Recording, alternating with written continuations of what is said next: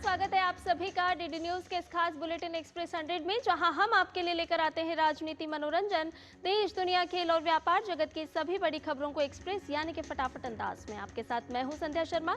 तो देखिए खबरें तेज रफ्तार से। प्रधानमंत्री नरेंद्र मोदी मालदीव के दौरे पर हैं। आज उनकी यात्रा का दूसरा दिन है। प्रधानमंत्री नरेंद्र मोदी आज मालदीव के 60वें स्वतंत्रता दिवस समारोह में बतौर मुख्य अतिथि शामिल होंगे। इसके साथ ही पीएम मोदी मालदीव के उपराष्ट्रपति हुसैन मोहम्मद लतीफ और मालदीव की संसद के अध्यक्ष अब्दुल रहीम अब्दुल्ला से भी मुलाकात करेंगे। प्रधानमंत्री नरेंद्र मोदी आज मालदीव में रह रहे प्रवासी भारतीयों को भी संबोधित करेंगे। प्रधानमंत्री नरेंद्र मोदी और राष्ट्रपति मुइज़्ज़ो के बीच द्विपक्षीय और प्रतिनिधिमंडल स्तर की वार्ता के बाद कई अहम समझौते हुए। भारत ने मालदीव के लिए 4,850 करोड़ रुपए की लाइन ऑफ क्रेडिट का ऐलान किया।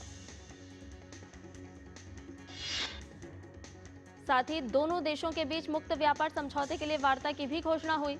मत्स्य पालन, डिजिटल तकनीक और सीमा पार भुगतान जैसे क्षेत्रों में सहयोग और मौसम संबंधी जानकारी साझा करने पर भी सहमति बनी। प्रधानमंत्री ने भारत की सहायता से वहां बने 3,300 मकान मालदीव को सौंपे। पीएम ने राष्ट्रपति मुइज़्ज़ो के साथ मिलकर अड्डू सिटी में सड़क और निकासी सिस्टम से जुड़ी परियोजना का शुभारंभ किया। पीएम ने मालदीव को 72 वाहन और उपकरण सौंपे। और आइए आपको सीधे लिए चलते हैं इस वक्त राष्ट्रीय युद्ध स्मारक, जहां पर कारगिल के शहीदों को श्रद्धांजलि दी जा रही है। श्रद्धा सुमन अर्पित कर रहे हैं रक्षा मंत्री राजनाथ सिंह।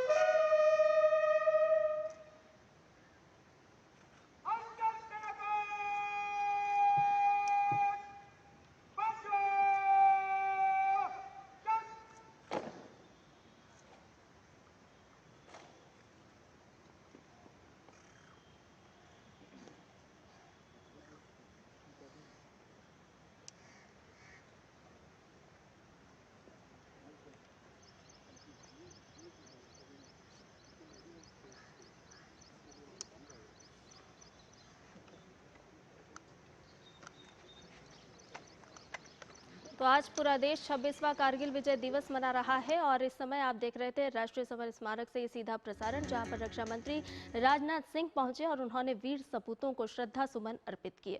और आइए अब सीधा फिर से रुक करते हैं एक्सप्रेस 100 का।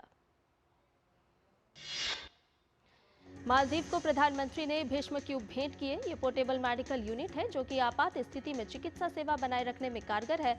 ये क्यूब आपदा और युद्धग्रस्त क्षेत्र में बहुत ही उपयोगी हैं। पर्यावरण संरक्षण की साझा प्रतिबद्धता को दर्शाते हुए पीएम और राष्ट्रपति मुइज़ू ने एक पेड़ मां के नाम अभियान के तहत माले में वृक्षारोपण किया। मालदीव के राष्ट्रपति ने भारत के साथ मजबूत दोस्ती का जिक्र किया। मालदीव के राष्ट्रपति मोहम्मद मुइज़ू ने भारत और मालदीव के मजबूत संबंधों का आधार दोनों देशों के लोगों के बीच मजबूत आपसी संबंध को बताया। मालदीव राष्ट्रपति मोहम्मद मुइज़ू ने दोनों देशों के बीच पर्यटन को बढ़ावा देने, सहयोग और कनेक्टिविटी बढ़ाने पर भी जोर दिया।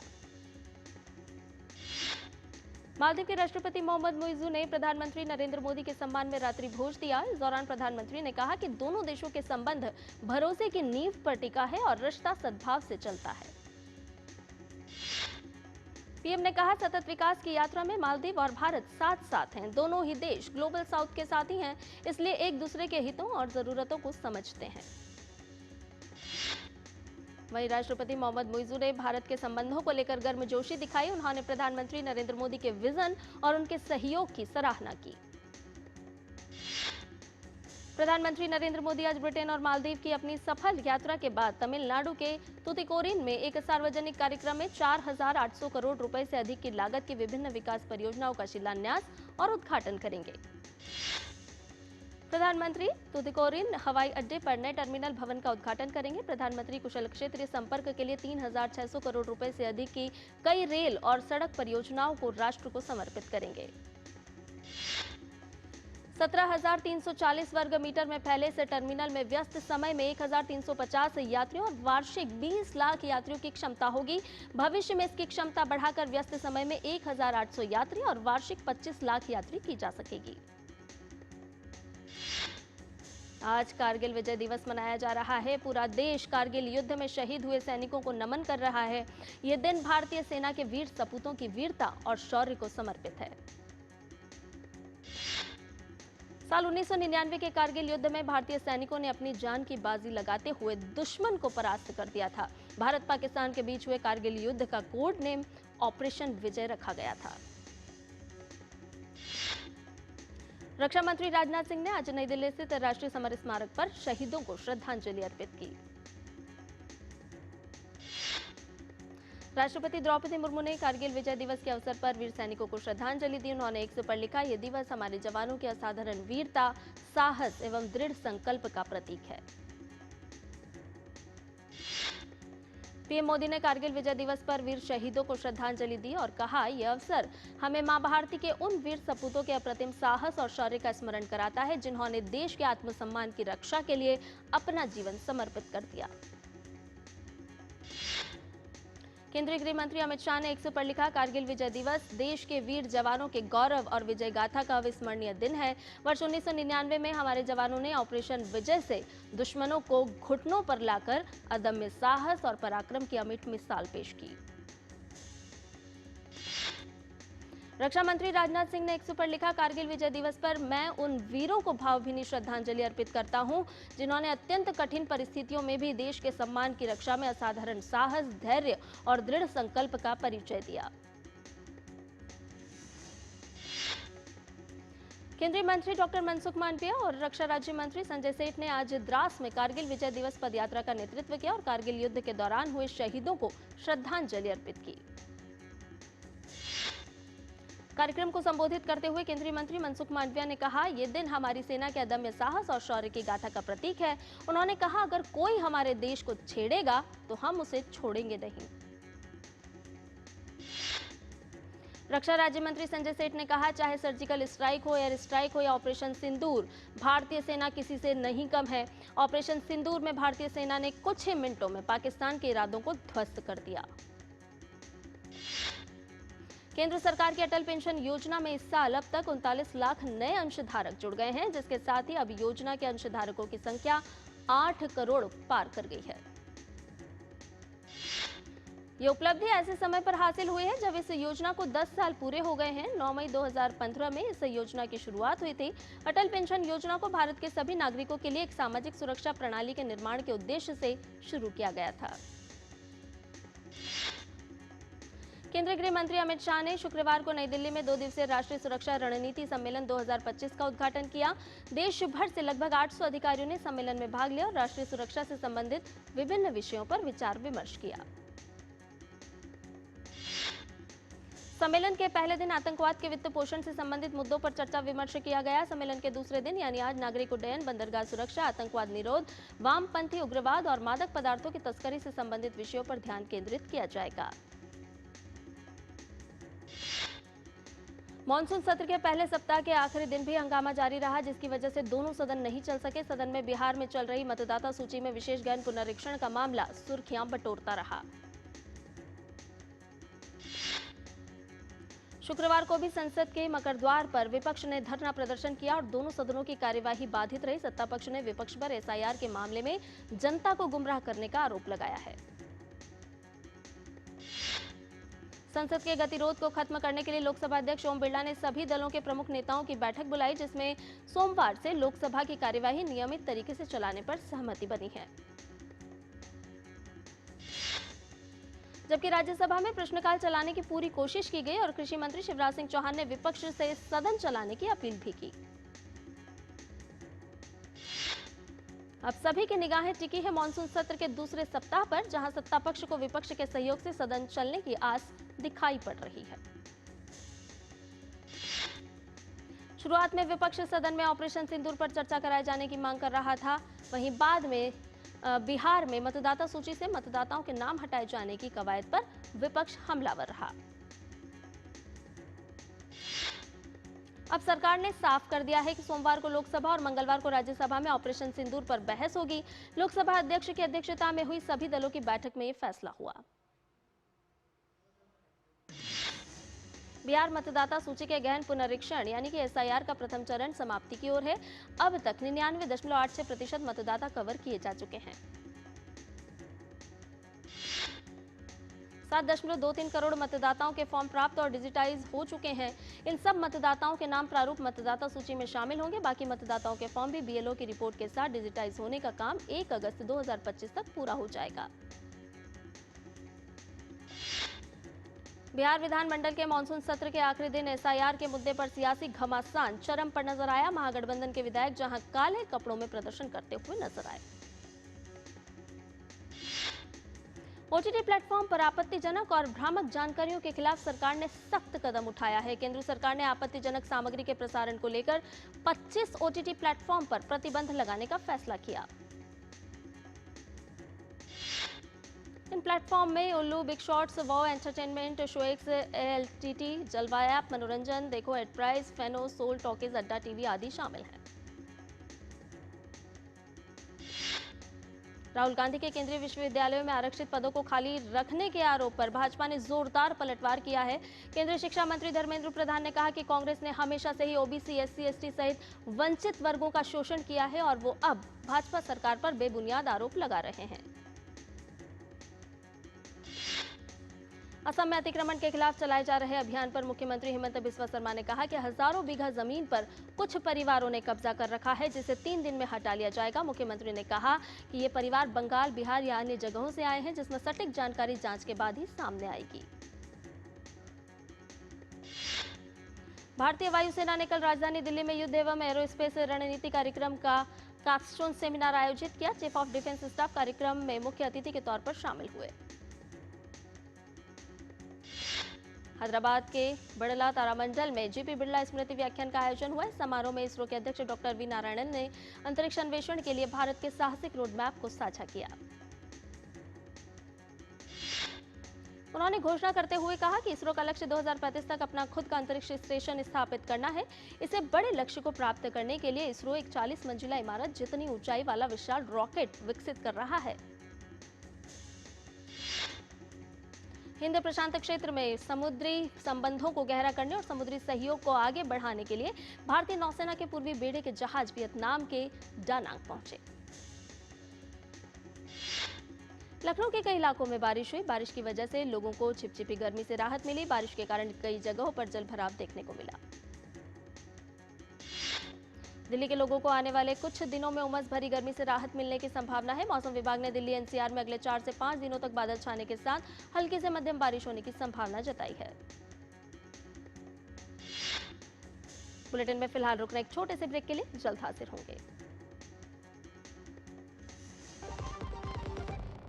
जब भूख सताए MDH याद आए, सेहत और न्यूट्रिशन मिले, बॉडी क्या स्ट्रॉन्ग बने, थोड़ा खा के पेट भरे, डाइजेशन को ना दे धोखा, MDH सोयाबीन का चोखा। MDH सोयाबीन बढ़िया नगेट्स, सोया चूरा और सोया चाप। MDH सोयाबीन असली प्रोटीन। MDH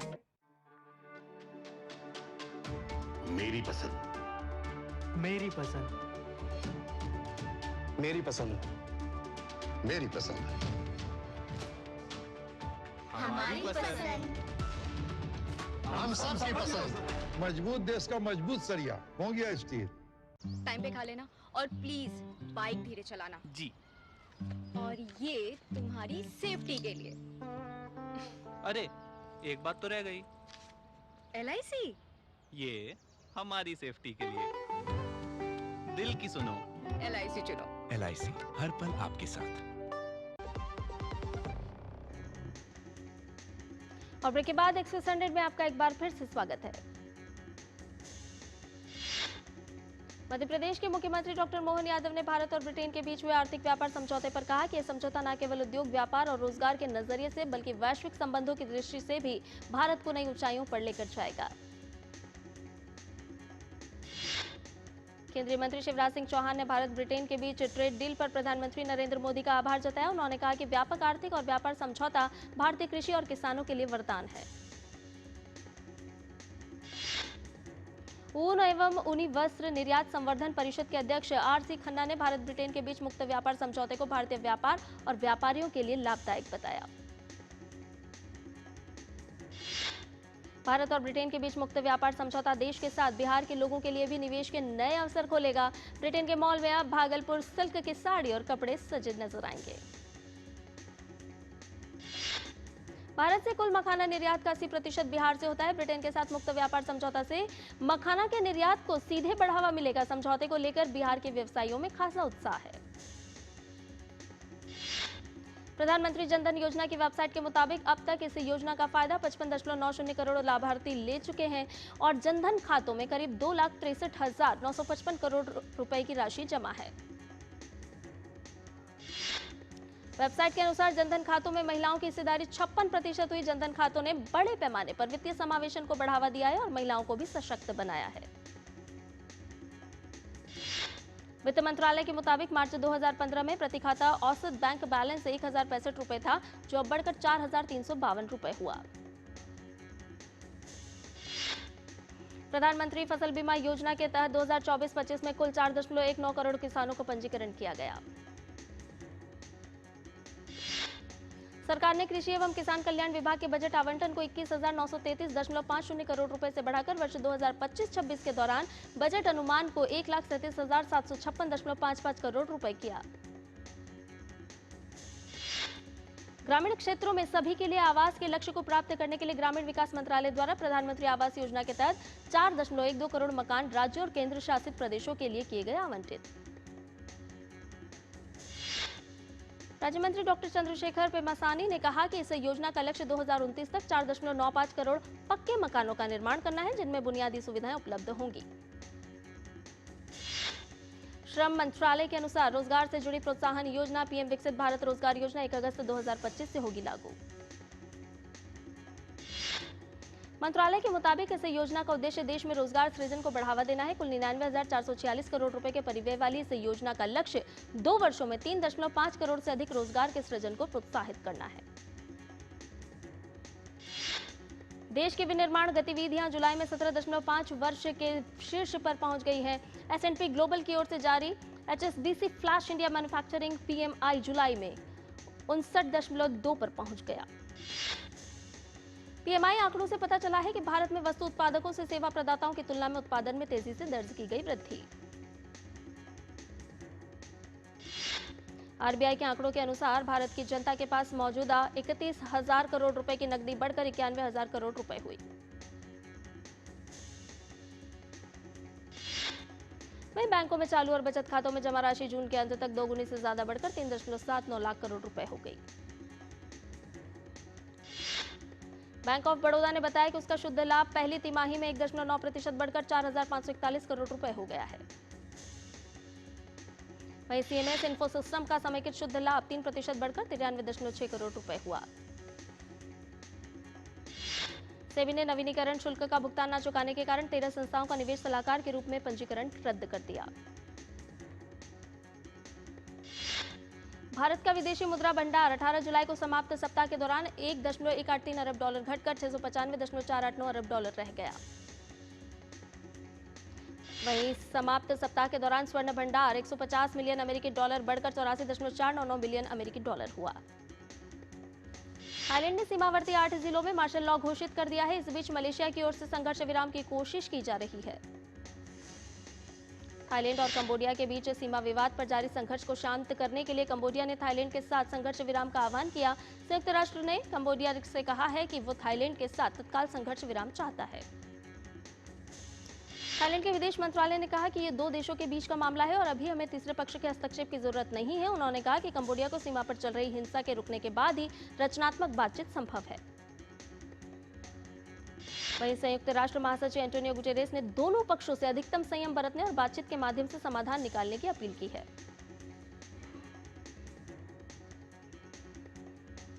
ढाका के माइलस्टोन स्कूल एंड कॉलेज में 21 जुलाई को हुए विमान हादसे के बाद गंभीर रूप से घायल मरीजों को इलाज के लिए बांग्लादेश पहुंची भारतीय चिकित्सा टीम ने अपना सहायता मिशन जारी रखा। राष्ट्रपति व्लादिमीर ज़ेलेंस्की ने कहा कि यूक्रेनी सेना पूर्व में पोक्रोव्स्क शहर में आसपास भीषण लड़ाई कर रही है और ये एक रसद केंद्र है जिसके पास रूस लगभग रोजाना गांव पर कब्जा करने की घोषणा करता है। अमेरिकी राष्ट्रपति डोनाल्ड ट्रंप यूरोपीय संघ के साथ व्यापार समझौते पर बातचीत के लिए स्कॉटलैंड पहुंचे, जहां वो टर्नबेरी स्थित गोल्फ रिसोर्ट का दौरा करेंगे और ब्रिटिश प्रधानमंत्री कीर स्टारमर से मुलाकात करेंगे। अमेरिकी राष्ट्रपति डोनाल्ड ट्रंप ने कहा कि यूरोपीय संघ के साथ व्यापार समझौता अब तक का सबसे बड़ा समझौता होगा और इसके 50-50 अच्छे मौके हैं। नासा के लगभग 20% कर्मचारी छोड़ने वाले हैं। अंतरिक्ष एजेंसी नासा प्रवक्ता ने कहा कि लगभग 3,870 कर्मचारियों के जाने की उम्मीद है। दक्षिणी अल्बानिया ने डेल्विन शहर के पास लगी एक जंगल की आग में 3 लोग झुलसे और लगभग 2,000 निवासियों को वहां से निकालना पड़ा। अल्बानिया के रक्षा मंत्रालय ने कहा कि आग से 6 गांवों को खाली करा लिया गया है और एक चर्च और 10 निर्जन घर नष्ट हो गए हैं। महिला शतरंज विश्व कप के खिताबी मुकाबले का पहला चरण आज दिव्या देशमुख के सामने। ग्रैंड मास्टर कोनेरू हम्पी पहली बार चेस विश्व कप के फाइनल में 2 भारतीय एक दूसरे को देंगे चुनौती। हम्पी और दिव्या दोनों ने अगले साल होने वाले महिला कैंडिडेट्स टूर्नामेंट के लिए क्वालिफाई कर लिया है। मैनचेस्टर टेस्ट में इंग्लैंड मजबूत स्थिति की ओर। तीसरे दिन का खेल खत्म होने पर बनाए 7 विकेट पर 544 रन। मैनचेस्टर टेस्ट में जो रूट ने जमाया रंग, भारत के खिलाफ जड़ा 12वां टेस्ट शतक, करियर का 38वां शतक, 150 रन बनाकर हुए आउट।